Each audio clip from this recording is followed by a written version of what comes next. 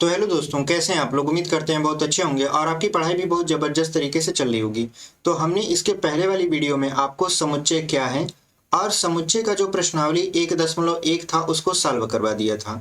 आज हम लोग प्रश्नावली 1.2 को सॉल्व करने से पहले उसका जो थ्योरी पार्ट होता है उसको हम लोग कवर करेंगे, क्योंकि हमने कहा था, देखिए, जब आप समुच्चय पढ़ोगे तो आपको समुच्चय में बहुत ज़्यादा गुणा भाग करने की जरूरत नहीं है, बहुत ज़्यादा फार्मूला लगाने की जरूरत नहीं है, बस इसके थ्योरी को समझना है।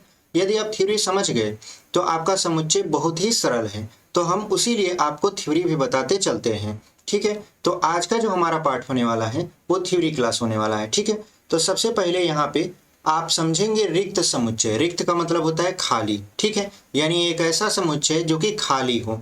इसकी परिभाषा क्या है उसको हम लोग समझ लेते हैं। देखिए, एक समुच्चय जिसमें एक भी अवयव नहीं होता है, यानी ऐसा समुच्चय जिसमें एक भी अवयव नहीं होता है, क्या कहलाता है आपका रिक्त समुच्चय या शून्य समुच्चय कहलाता है। अब इसको पता कैसे करेंगे, तो देखिए, रिक्त समुच्चय को प्रतीक इसको बोलते हैं फाई। ठीक है, अथवा ब्रैकेट लगा रहेगा मझला और उसमें कुछ भी लिखा नहीं रहेगा से प्रदर्शित करते हैं। यानी यदि फाई लिखा रहे तो क्या कहलाएगा, ये रिक्त समुच्चय कहलाएगा। या मझला कोष्टक ऐसे लगा दे इसके अंदर कुछ भी न लिखा रहे, क्या कहलाएगा आपका रिक्त समुच्चय। यदि आपके दिमाग में आ रहा होगा कि यदि इसमें जीरो लिखा होगा तो क्या ये रिक्त होगा कि नहीं होगा, तो ये रिक्त नहीं होगा, क्योंकि जीरो भी आपका समुच्चय का एक अवयव है। रिक्त तभी होगा जब इसके अंदर क्या लिखा रहे, फाई लिखा रहे। ठीक है, तो उम्मीद करते हैं आपको रिक्त समुच्चय समझ में आया होगा। यानी एक ऐसा अवयव, एक ऐसा समुच्चय जिसमें एक भी अवयव नहीं होता, रिक्त समुच्चय अथवा शून्य समुच्चय कहलाता है। उदाहरण के तौर पर देखिए, यदि जो ए है, ए आपका एक समुच्चय है, यक्स ऐसा है कि जो यक्स है वो एक से बड़ा है और दो से क्या है, छोटा है, और यक्स एक प्राकृतिक संख्या है, तो ऐसा पॉसिबल ही नहीं है कि एक और दो के बीच कोई भी प्राकृतिक संख्या आए। तो जब एक और दो के बीच कोई प्राकृतिक संख्या आ ही नहीं सकती, तो ये समुच्चय कैसा समुच्चय है, ये समुच्चय है आपका रिक्त समुच्चय। वही लिखा है यहाँ, ए रिक्त समुच्चय है, क्योंकि एक और दो के मध्य कोई प्राकृतिक संख्या नहीं होती है। एक और दो के मध्य कोई भी प्राकृतिक संख्या आपकी नहीं होती, तो ये क्या हो गया, आपका रिक्त समुच्चय हो गया। आगे बढ़ते हैं। देखिए, आगे आपका उदाहरण नंबर दूसरा, यहाँ पे कह रहा है बी जो है, यक्स ऐसा है कि यक्स स्क्वायर माइनस 2 बराबर 0 और एक परिमेय संख्या है। आप सोचिए कि यक्स स्क्वायर माइनस 2 बराबर 0 है, तो यक्स की वैल्यू निकालिए, तो यक्स बराबर क्या हो जाएगा, यहाँ पे अंडर रूट 2 हो जाएगा, क्योंकि स्क्वायर उस तरफ जाएगा रूट में हो जाएगा।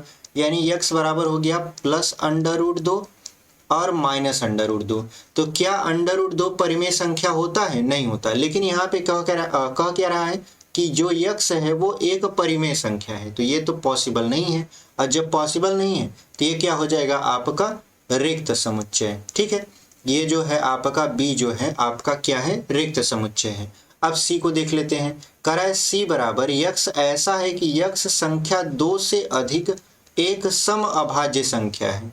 2 से अधिक सम अभाज्य संख्या, यदि आपसे पूछ लिया जाए तो 2 से अधिक सम अभाज्य संख्या होती ही नहीं है, क्योंकि सबसे छोटी अभाज्य संख्या जो कि सम है वो 2 ही है। 2 से अधिक सम अभाज्य संख्या नहीं होता, इसलिए ये भी समुच्चय आपका कौन सा है, रिक्त है, यानी खाली है। ठीक है, आगे देखेंगे आपका चौथा डी वाला, कह रहा है यक्स ऐसा है कि यक्स स्क्वायर बराबर 4 जहां यक्स विषम है। आप सोचिए, यक्स स्क्वायर बराबर 4 है, यक्स बराबर यहाँ पे ले जाएंगे तो अंडर रूट 4 हो जाएगा, यक्स बराबर इसका वर्गमूल निकालेंगे तो 2 कामा माइनस 2 आएगा। ठीक है, तो क्या ये 2 जो है आपका विषम है, तो आप कहोगे नहीं ये सम है। लेकिन यहाँ पे क्या कह रहा है, यक्स विषम है, तो ये तो उल्टा ही कह रहा है। इसका मतलब क्या है, जो डी है आपका वो भी क्या है, आपका रिक्त समुच्चय है। ठीक है, ये कैसा समुच्चय है, रिक्त समुच्चय है। तो उम्मीद करते हैं आपको ये समझ में आया होगा। बढ़ते हैं आगे। देखिए, आगे जो है आपका अगला समुच्चय का प्रकार है, ये समुच्चय का प्रकार ही समझ सकते हो। यह कह रहा है कि परिमित और अपरिमित समुच्चय। देखिए, परिमित और अपरिमित समुच्चय क्या होता है। देखिए, सबसे पहले समझिए परिमित समुच्चय। परिमित समुच्चय क्या होता है, एक ऐसा समुच्चय जिसमें अवयवों की संख्या निश्चित होती है। यानी यदि हम कहें ए बराबर यहाँ पे 1 2 3 और यहाँ 4 लिख दें, तो ये कैसा समुच्चय होगा, ये परिमित होगा, क्योंकि इसके अंदर जो अवयव हैं उनको हम काउंट कर सकते हैं, इनकी संख्या निश्चित है, तो ये क्या होगा, अपरिमित समुच्चय होगा। और एक ऐसा समुच्चय जिसके अवयवों को हम नहीं गिन सकते क्या कहलाता है? आपका अपरिमित समुच्चय कहलाता है। जैसे देखिए, यदि हम लिखें यहाँ पे a बराबर, यहाँ पे लिखें 1 3 5 फिर डॉट डॉट डॉट लगा दें, ठीक है, तो आप इसे काउंट नहीं कर सकते हो। ये विषम संख्याओं का समुच्चय है, लेकिन इसे आप काउंट नहीं कर सकते हो। कहाँ तक जाएगा हमें और आपको भी नहीं पता। तो ऐसे समुच्चय जिनमें अवयवों की संख्या निश्चित नहीं होती है अपरिमित समुच्चय कहलाता है, और जिसमें अवयवों की संख्या निश्चित होती है वो परिमित समुच्चय कहलाता है। तो उम्मीद करते हैं आपको परिभाषा समझ में आ गई होगी। अब ये जो लिखा है इसको थोड़ा सा देख लेते हैं। देखिए यहाँ पे लिखा है, एक समुच्चय जो रिक्त है यानी जो खाली है अथवा जिसके अवयवों की संख्या निश्चित होती है परिमित समुच्चय कहलाता है। क्या कहलाता है? परिमित समुच्चय। अन्यथा समुच्चय अपरिमित कहलाता है। यानी यदि इसका विपरीत हुआ, यानी समुच्चय रिक्त नहीं है या अवयवों की संख्या निश्चित नहीं है, तो ये क्या कहलाएगा? आपका अपरिमित समुच्चय कहलाएगा। उदाहरण के तौर पर यदि W सप्ताह के दिनों का समुच्चय है तो W परिमित है। W मतलब वीक, ठीक है।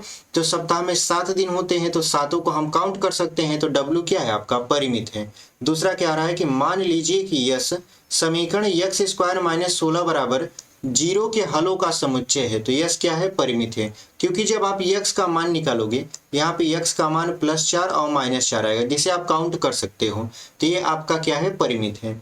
देखिए यहाँ पे लिखा है, मान लीजिए कि G किसी रेखा पर स्थित सभी बिंदुओं का समुच्चय है। यानी ऐसे यदि कोई रेखा खींची जाए और इस पर जितने भी बिंदु स्थित हैं, मान लेते हैं यहाँ ऐसे इस तरीके से बिंदु स्थित होंगे, तो इन बिंदुओं का जो समुच्चय है वो G है। तो क्या G परिमित होगा? तो G परिमित नहीं होगा, क्योंकि आपको पता है कि किसी भी संख्या रेखा पर असंख्य बिंदु होते हैं जिन्हें हम काउंट नहीं कर सकते।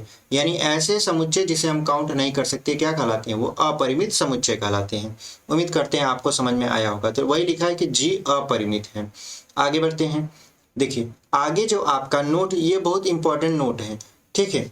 इसको हम लिखें इस वजह से ताकि आपको जब हम सवाल सॉल्व करवाएं तो कोई दिक्कत परेशानी ना आए। नहीं तो यदि हम इस नोट को ना बताते और सवाल सॉल्व करवाते तो आप हमसे पूछ सकते थे कि सर ये कैसे हुआ। तो इसलिए हमने नोट पहले से ही आपको लिखकर बताने की कोशिश की है कि जब हम किसी समुच्चय को रोस्टर रूप में निरूपित करते हैं, पिछले वाली वीडियो में हमने आपको बताया था रोस्टर विधि क्या है, समुच्चय निर्माण विधि क्या है। तो वही कह रहा है कि जब हम किसी समुच्चय को रोस्टर रूप में निरूपित करते हैं तो हम उस समुच्चय के सभी अवयवों को मझले कोष्ठक के भीतर लिखते हैं। इसको, ये जो कोष्ठक है ये मझला कोष्ठक है। किसी अपरिमित समुच्चय के सभी अवयवों को कोष्ठक के भीतर लिखना संभव नहीं है। यानी अपरिमित समुच्चय के सभी अवयव को कोष्ठक के अंदर लिखना इसलिए संभव नहीं है क्योंकि ये इतनी ज्यादा होते हैं कि हम इसे काउंट ही नहीं कर सकते, और जिन्हें काउंट नहीं कर सकते उनको हम कोष्ठक में कैसे लिखेंगे? क्योंकि ऐसे समुच्चय के अवयवों की संख्या सीमित नहीं होती। यानी भीतर लिखना इसलिए संभव नहीं है क्योंकि इसके अवयवों की संख्या निश्चित ही नहीं होती। अतः हम किसी अपरिमित समुच्चय को रोस्टर रूप में प्रकट करने के लिए उसके कम से कम 3 अवयव लिखते हैं। यहाँ पे होगा 3 अवयव, ठीक है। 3 अवयव को लिखते हैं जिससे उस समुच्चय की संरचना स्पष्ट हो सके। तदोपरांत 3 बिंदु लगते हैं। कहने का मतलब ये है कि जब उस समुच्चय को आप लिखोगे, चूंकि अपरिमित समुच्चय के असंख्य अवयव होते हैं तो उनको कैसे लिखोगे? तो सबसे पहले उनके 3 ऐसे अवयव लिखोगे जिनको परिभाषित किया जा सकता है। उसके बाद आप उसके आगे 3 बिंदु लगा के मझला कोष्ठक बंद कर दोगे। जैसे देखिए यहाँ पे लिखा 1 2 3, 3 अवयव लिखा। उसके बाद देखिए 1 2 3 ठो बिंदु लगा दिया, फिर कोष्ठक बंद कर दिया। ये कौन सा समुच्चय है? आपका अपरिमित समुच्चय है। पहचान के लिए आपका 3 बिंदु हो गया। लिखा है प्राकृतिक संख्याओं का समुच्चय। ये जो 1 2 3 है, इससे पता चल रहा है कि ये संख्याएं कैसी हैं? ये संख्याएं प्राकृतिक संख्याएं हैं और इन्हीं का ये समुच्चय है। फिर लिखा है 1 3 5 7। उसके बाद देखिए 3 ठो डॉट लगाया है। फिर लिखा है विषम प्राकृतिक संख्याओं का समुच्चय है। यानी 1 3 5 7 से क्या पता चल रहा है कि ये विषम संख्याएं हैं।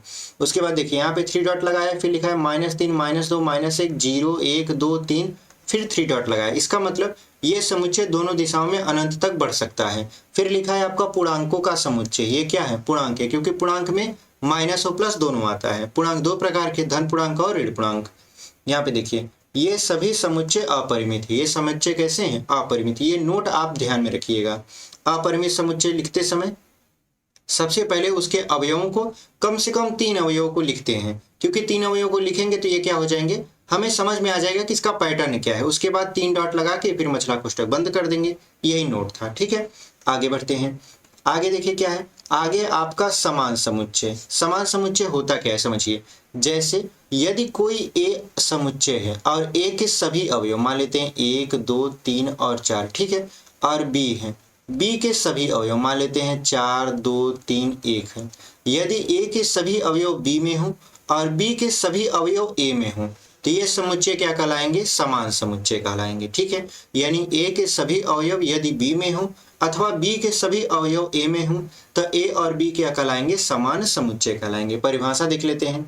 देखिए लिखा है दो समुच्चय ए और बी समान कहलाते हैं यदि उनमें तथ्यतः समान अवयव हों। हम लिखते हैं ए बराबर बी, यानी समान समुच्चय को हम लोग क्या लिखेंगे, ए बराबर बी लिखते हैं। अन्यथा समुच्चय असमान कहलाते हैं। यदि ये बराबर नहीं है तो क्या कहलाएंगे, असमान समुच्चय कहलाएंगे। और हम लिखेंगे A is not equal to B, ठीक है। अब इसको समझ लेते हैं ये कह क्या रहा है। लिखा है दो दिए गए समुच्चयों में ए और बी में यदि ए का प्रत्येक अवयव बी का भी अवयव है, यहाँ पे आप देख रहे हो ए का प्रत्येक अवयव बी का भी क्या है, अवयव है, तथा प्रत्येक बी का प्रत्येक अवयव ए का भी अवयव है, तो समुच्चय ए और बी समान कहलाते हैं। क्या कहलाते हैं, समान कहलाते हैं। जैसे समझिए यहाँ पे आपका एग्जाम्पल हमने लिया है, उसको एग्जाम्पल से समझते हैं। देखिए यहाँ पे लिया है आपका हमने एग्जाम्पल कि मान लीजिए कि जो ए है वो है 1 2 3 4 और जो बी है वो है 3 1 4 2। तो आप देखिए ए का प्रत्येक अवयव बी में मिल रहा है कि नहीं मिल रहा है, तो आप कहोगे मिल रहा है। फिर कहोगे कि बी का जो प्रत्येक अवयव है वो ए में मिल रहा है और ए का प्रत्येक अवयव कहाँ मिल रहा है, बी में। तो ये जो ए और बी है ये क्या है, आपके समान समुच्चय है, इसलिए लिखेंगे समुच्चय ए बराबर बी। अब यहाँ लिखिए मान लीजिए कि ए जो है 6 से कम अभाज्य संख्याओं तथा जो p है वो 30 के अभाज्य गुणनखंडों के समुच्चय हैं। यानी जो a है वो 6 से कम अभाज्य संख्या, तो 6 से कम अभाज्य संख्या क्या क्या होगा, 1 होगा 2 1 होगा 3 1 होगा 5। और जो आपका p है वो कह रहा है कि 30 के अभाज्य गुणनखंड, 30 के अभाज्य गुणनखंड क्या होंगे, तो 2 से काटेंगे तो 15 आएगा, 3 से काटेंगे तो 5, 5 से काटेंगे खत्म हो जाएगा, यानी ये आएगा 3 5 2, ठीक है। आप 2 3 5 लिख सकते हो, हमने ऐसे लिख दिया। तो आप देख रहे हो कि ए का जो प्रत्येक अवयव है वो p में भी है और p का प्रत्येक अवयव a में भी है। तो जो a है वो p के क्या होगा, बराबर होगा, और यही आपका क्या है, समान समुच्चय है, ठीक है। तो वही लिखा है 30 के अभाज्य गुणनखंडों के समुच्चय हैं। स्पष्ट है कि समुच्चय a और p समान है क्योंकि केवल 2 3 और 5 ही संख्या 30 के अभाज्य गुणनखंड हैं और 6 से कम भी है, ठीक है। तो उम्मीद करते हैं आपको ये समझ में आया होगा। आगे देख लेते हैं। आगे देखिए कुछ नहीं है, यानी हमारा ये जो वीडियो है यहीं तक था और आपको उम्मीद है ये समझ में आया होगा। तो कल जो वीडियो आएगी उसमें हम लोग प्रश्नावली 1.2 को सॉल्व करेंगे आपका समुच्चय का, और बहुत ही इजी वे में आपको सॉल्व करना हम लोग सिखाएंगे, ठीक है। तो यदि आप यहाँ तक बने हुए हैं और चैनल को अभी तक सब्सक्राइब नहीं किए हैं तो चैनल को जरूर सब्सक्राइब कर लीजिए। वीडियो अच्छी लगती है तो लाइक कर दीजिए, अपने दोस्तों तक इसे जरूर शेयर करिए ताकि उन्हें भी पता चल सके कि इस चैनल पर आपका यूपी बोर्ड का 2025 के लिए क्लासेस कंटिन्यू चल रही हैं, ठीक है। तो मिलते हैं आपसे अगले वीडियो में, तब तक के लिए धन्यवाद।